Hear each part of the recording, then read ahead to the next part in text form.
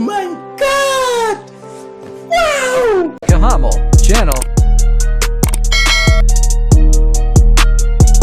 What's up? What's up mga kahamal? Good morning everyone. So, kung papansin nyo mga kahamal, itong natanim ko na puno ng niyog mga kahamal, no? Ito siguro is 2 taon na to siya dito mga kahamal nakatayo. At ang amis nito mga kahamal is may bunga na siya mga kahamal. Ito, legit to mga kahamal. Yung bunga niya mga kahamal, 2 piraso. Sana all. Actually, namumulaklak pa siya dito mga kahamal sa likuran niya. Oh, ito, may bulaklak na siya mga kahamal. Nabili namin to ng yung pag-alagala lang ng sasakyan mga kahamal. Nagbebenta sila ng prutas. Kagaya ng rambutan, lansones, durian, any kind mga kahamal. 3 piraso to eh. Nandun sa likuran yung 2. Okay, so, ano pang hinihintay nyo? Magtanim na kayo mga duy, mga day. What? Napaka-legit tong prutas na to. At ang nakalamang dito is, naghahanap ako kasi panggamot ko sa morning yung kanyang tubig. Kaya, ano pang iniintay natin?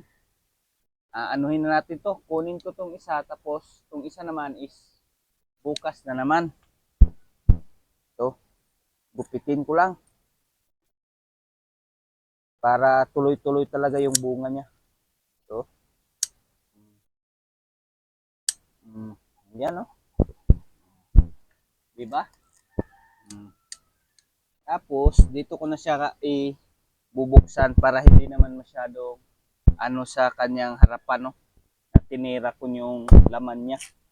Yung bunga ng ano.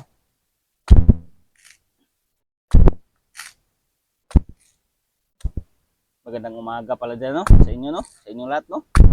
Mahirap man magtagalog iri eh. Sabi kasi nila, magtagalog daw ako. Yung mga supporters natin dyan, iba, magtagalog ka, idol. Nag-request sila eh, magtagalog tayo kahit konti. Kahit halong bisala lang yan. Lang yan. Ito. Press na press siya. Oh?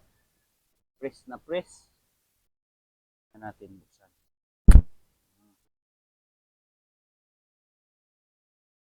Yan. Na tayo. Oh my God! Wow! Ang tamis. Bukas na naman to isa. So, nakuha ko pa yung ano nyo. So, yung pinagkabitan niya ng bunga niya. Iba din tong niyog na to kasi pa isa-isa lang yung bunga niya. Hindi kagaya ng iba.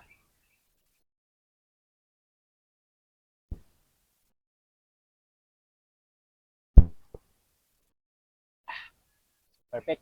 Goods.